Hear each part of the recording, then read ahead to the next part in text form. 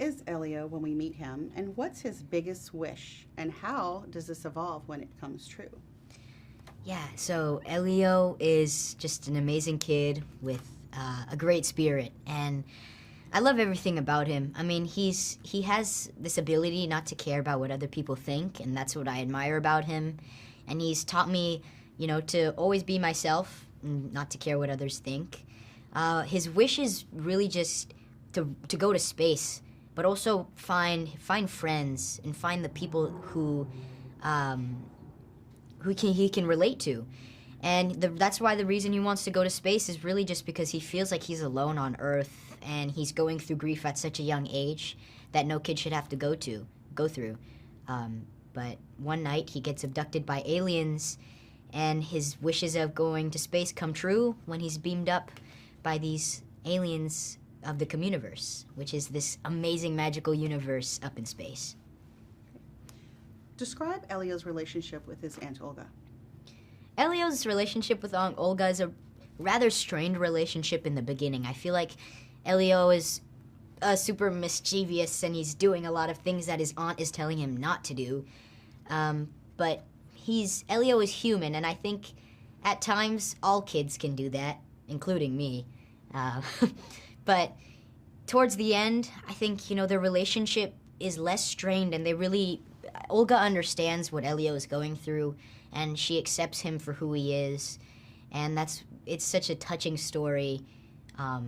They find out, that they have a lot more in common, and they really love each other. Set the stage for when Elio gets abducted by aliens. The spaceship, the lights, and how he reacts, which might be terrifying to other people. Yeah, I mean, the way the Pixar animators just thought about this world and created the ships, the aliens, the craziest thing to me. It's super inspiring. It wants to make me get better at just drawing, and even though I'm really bad at drawing, I don't know how they just think about it and just put it on the paper. It's so inspiring.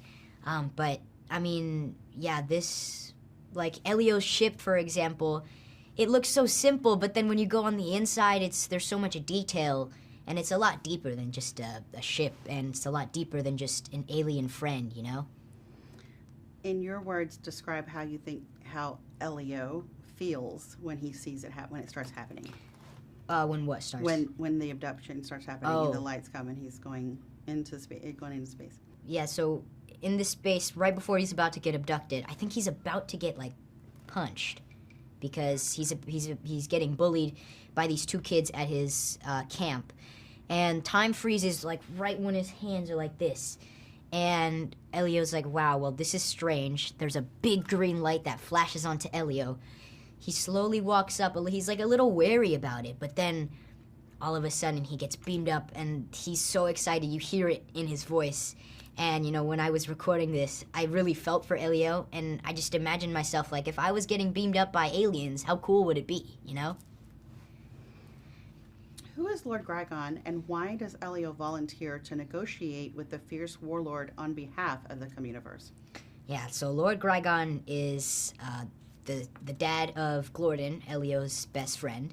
He is this very scary warlord of his planet, Hylurg, which is also in space. And Ambassador Grygon wants to become an ambassador at the Communiverse, but the people of the Communiverse don't want him to be. They think, he's going to cause mass destruction, which he does. And he gets upset when the Communiverse declines his offer. So Grygon says he's going to destroy the Communiverse. So Elio decides that he wants to talk to Grygon, otherwise he's going to have to go back down to Earth. The Communiverse is going to just put him back down to Earth where he does not want to be. So he decides to just talk to Lord Grygon and try and get him not to destroy the Communiverse. And that's just really because he's so alone on Earth that he's willing to do anything that it takes to stay up on space.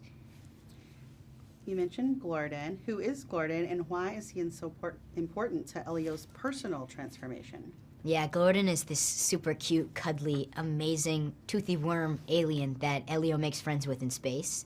He's the son of Ambassador Grygon, and they meet in the Communiverse. You know, Elio and Gordon physically they look a lot different. I mean, aliens and humans are completely different, but they have so much in common. I mean, they share so many similar traits, and they both feel alone. I mean, Gordon is feeling alone on space, Elio's feeling alone on Earth, and that's why they bond. And Gordon really helps Elio from becoming a little bit more shy in the beginning to becoming more like in himself, in his own skin. Elio really knows who he's truly meant to be. How would you describe the look of the film, specifically Pixar's take on outer space? The look of the film, I mean, if I could give it in 3 words, I would say magical, adventure, and beautiful. I mean, the Communiverse, when I saw it animated fully for the first time, some of the most beautiful sights I've ever seen. The way the Pixar animators just animated this amazing universe that's never been seen before is so crazy. And the aliens are also so beautiful, and they fit so well in the Communiverse. And yeah, I would just say how magical. It's very magical. Describe the process recording a character for the Pixar movie. How did you get into character when you were doing your voice? Yeah, I mean, when I was starting this Elio role, I didn't have to do too much to tap into Elio because we share so many similar traits. I mean, Elio is, like I said, a great kid with an amazing spirit, and he's always down for an adventure, and I feel like I can relate to all those 3 things. I mean, he just doesn't really care about what people think, and he's kind of taught me in a way to live by that. And that's why I feel like when doing Elio, I just had to be myself, and I feel like I am Elio and Yonas at the same time. What do you hope audiences take away from the movie? I hope that they just walk out of this theater super entertained, but also mostly the deeper meaning is really just how important your friends like Gordon and your family like Olga are to you, and they just want the best for you. And also, if you're feeling alone, you feel like you don't have, it's hard to make friends, and you're going through grief at a young age or any age, you know, it's all going to be okay, and you'll get through it.